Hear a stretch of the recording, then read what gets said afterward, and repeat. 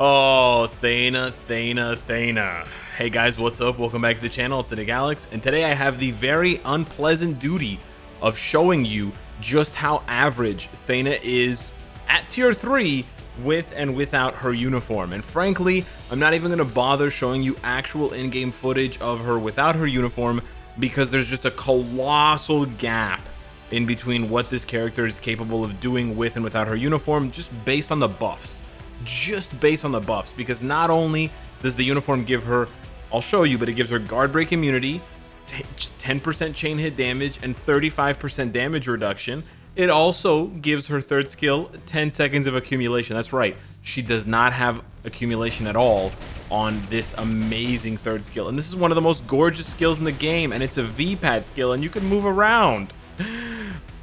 But sadly, this is the first and probably last time I will ever personally use it because of the fact that she's not even that good with her uniform, let alone without it. So why would I go down from there? If she was god tier, if she was beyond god tier, if she was the second coming of Null and Mephisto, maybe I'd take her uniform off just for giggles and laughs. But that's not the case. So we're just here right now in the skill preview so that I can show you how her skills cancel, because she's a little bit of a different character than we're used to using.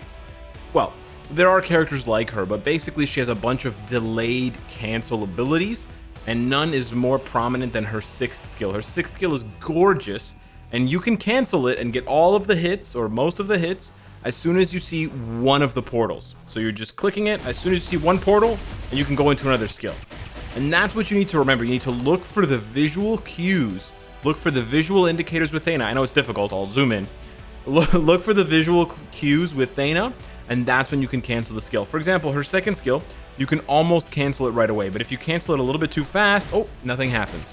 You can see she went to throw her weapon, but then I canceled too quickly. So you just have to wait for her to throw it, and then you can cancel. And it'll just keep bouncing around.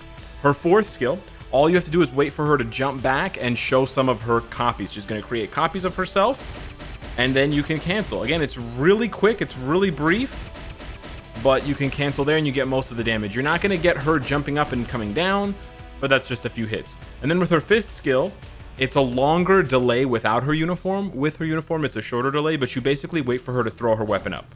Boom, she throws her weapon up, and now you can see the weapons are raining down at the same time as it's bouncing around. So what would a rotation for Thena look like? It would probably look like 5 delayed cancel 4, delayed cancel 3, and just land on that together while everything's raining down in one spot. Or you could do, if you're even faster, you could do 5 delayed cancel 4, delayed cancel 2 into 3. And again, have all of those hits raining around.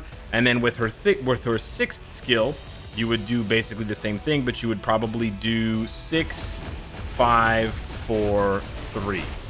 You may not be able to squeeze all of those together. You can see it's almost 400 hits on just 5 targets. You may only be able to get to 5, 4, 3 or 6, 5, 4 kind of thing. But yeah, that's basically how it is. And really, there's not much to talk about with her uniform. The only difference here with the uniform is that now her 3rd skill is different, completely different, sadly. And you want to end your combo on the 3rd skill. It does have the accumulation, which makes you think you should start with the 3, and you can start with the 3 if you just cancel it, because you can cancel it and get the buffs. So you can do, there's 2 rotations you can do with Thena. You could do 3 cancel 5 into 4 and let 4 just play out. You could, if you're fast, you could try to squeeze in 3 cancel 2, cancel 5, cancel 4, and again, you can let all those hits play out together, and you can rack up a pretty decent combo. You're trying to get as many hits as possible together because of the chain hit, right? Or you can do what, this one I like, it's 5, 4, 2, 3, and you end on 3. You have to we're just gonna have to test out and see how much damage 3 does. But yeah, that's basically how it is for Thena. Unfortunately, Thena does not have a heal. She does not have any way of protecting herself with, I mean, she has defensive abilities, but she still gets hit, right? Because you still have attacks that penetrate, and you know, she has 5 seconds of invincibility here, and then she has 3 seconds of, or 5 seconds of immunity here, but you know, stuff still gets through. But yeah, there's really no point in covering her without her uniform, because like I said, the accumulation that she gets on 3 is gone without her uniform, so there's just no way that this can keep up. There's just no way. And then, oops, sorry, I pressed that wrong skill. And then with the uniform, you get a whole bunch of buffs that are just, you know, really invaluable. Like, you can't really compare chain hit damage and guard break immunity and 35% damage reduction. If it was just one of those three things, maybe you could make the argument for it, but yeah, it really doesn't make sense. Plus, I know a lot of you guys are going to say in the comments, and it's true, why would you spend all of the resources, finish all 5 other epic quests, and then do Thana's quest and not get her uniform? Yeah. So basically, it's sort of a must-buy. However, she's a physical attacking character. I do forget that sometimes. She is a physical attacking character, and she also has the leadership ability like the other Inhumans, or sorry, like the other Eternals. She also has a self-buffing leadership. She doesn't have very many team-ups with Eternals, which is kind of weird. She only has 2 with Cersei, Makari, and then she has one with Icarus by himself. But yeah, she has a very good self-buffing leadership, and I honestly think her leadership here is going to be better for her than Icarus's. Icarus's is 10% more attack, but the 20% defense is actually going to be very helpful when you consider that she has no heal. Now, because she has no heal, again, I strongly encourage the devs. I've already tweeted them twice or 3 times on Twitter. This video is sort of a way to showcase just how fragile she is, but I strongly encourage the devs to buff her. I really think she needs it, and you can go ahead and compare her to Makari, who I tested without a uniform, but you see that she gets hit, right? She's gonna get hit, and she's gonna take a ton of damage. We don't have to worry too much here about procs, because we don't have procs. Oh, I'm gonna die. Okay, that was my mistake, but yeah, this is kind of the thing, guys. This is kind of the thing. Why is Thena, right? Thena is comparable in cost to Molecule Man and these other characters. Why doesn't she have a heal? Why doesn't she have any kind of, damage reduction is really not cutting it here.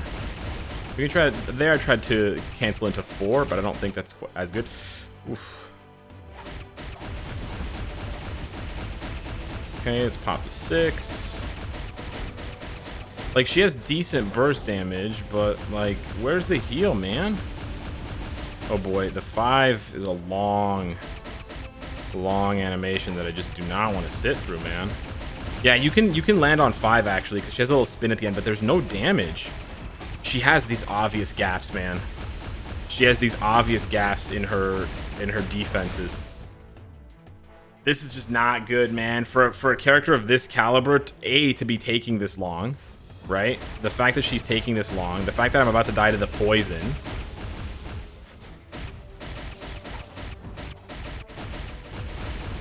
Like, she's got gorgeous skills. She should not be this. There's just, nah, man.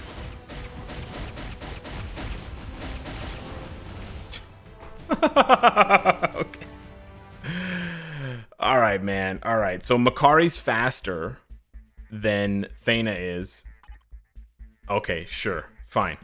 Let's go ahead and do stage 9 test here. I don't know what to expect here, guys. She's got a self-buffing leadership. Okay, keep that in mind. Okay. Now, I believe she doesn't have ignore dodge. Let me just double check. She's got a lot. She's got Pierce, by the way. I didn't even cover the rest of her passives. It's very easy to cap her crit rate and her crit damage. You can see there I'm capped without an obelisk, without a CTP, because of the fact that she has it on her passives. She also has guaranteed crit rate, which makes me think that she's good for a rage. Again, also having a lot of skills that you can't exactly instant cancel, kind of like Kingo. You have to wait a little bit. That also seems like it's better for rage, but she has 5% Pierce. So I have 27% Pierce when I'm using her. And this is how good she is. She's slower than Makari, and I'm at 27% Pierce. I gotta say. Now, I will say one thing. One thing that may, yeah, she's gonna need 5 ignore dodge strikers. One thing that may work in her favor for those of you that don't have any Pierce or have very little Pierce. So we experienced this when Null first came out, because I had not reworked and I hadn't crafted my cards when I got Null, and Null also has 5% Pierce. They're the only 2 characters, Thana and Null. He seems a lot better when you don't have any Pierce, but once you get Pierce and you start comparing Null to other characters, he doesn't seem so overpowered. He's still very good, but he's just not so broken, right? It's like when you're the only person on the battlefield who has a gun and everyone else is using swords, it's pretty OP. But now when everyone has a gun and you have a gun too, okay, you got extra bullets, but it's still a gun. A gun is a gun. not the best analogy, but you kind of get what I'm saying, right? So yeah. So if you don't have any Pierce, you may notice a bit of a better production from her out of that, but that's done there. That was fun.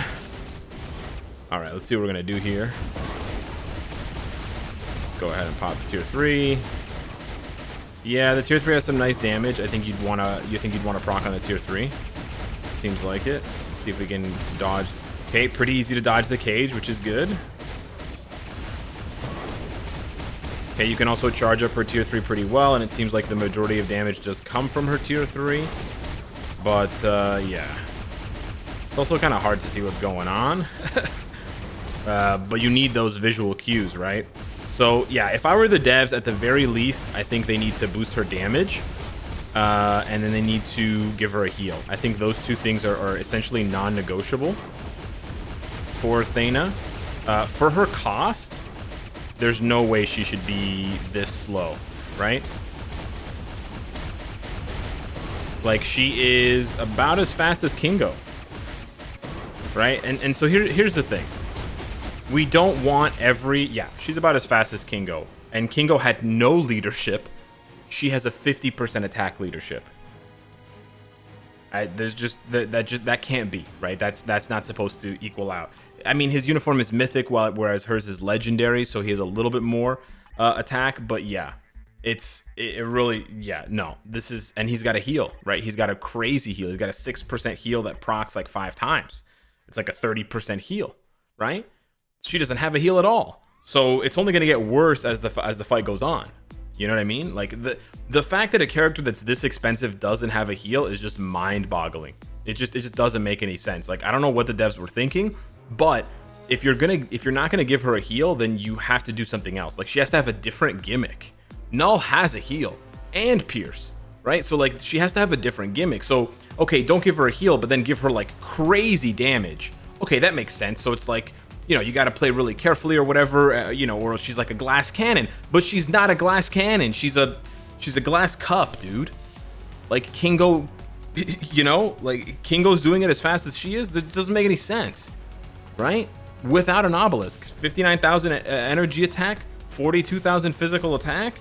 But then when you throw her on a team, right, and you look at her lead, she's up to 52,000. So it doesn't make any sense, right? And he's actually, oh, it's 70,000 with hers now. But yeah, it just doesn't make any sense.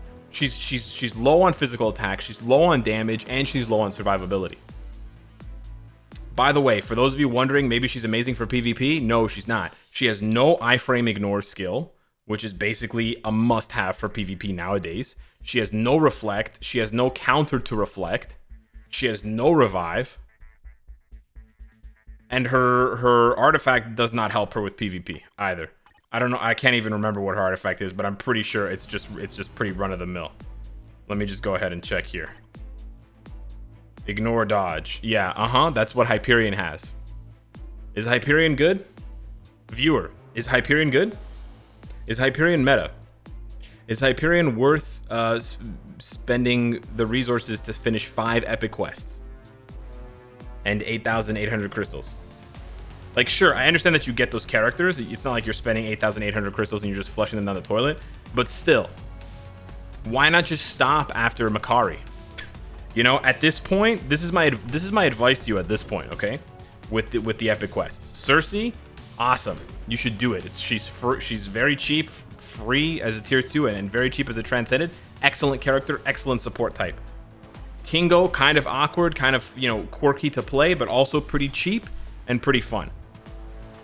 Makari, absolutely busted. Moi, chef's kiss, like top 5 characters in the game. You should absolutely invest your crystals into her. She absolutely whoops.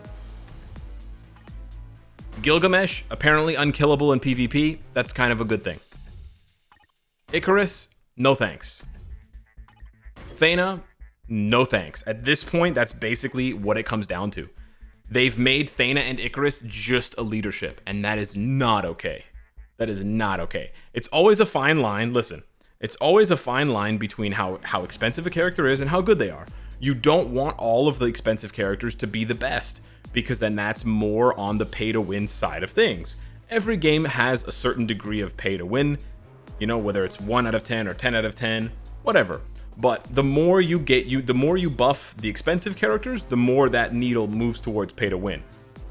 But the thing is, it doesn't move towards free to play when you make the expensive characters bad. That's the thing. When you make the expensive characters bad, you're just pissing off the people who spend money, right? So it's kind of a lose-lose when you do that. So I would rather she be overpowered and then they have to nerf her than this. This is worse, because now my advice to you is don't get Thena. Skip Thena. And she's gorgeous, baby.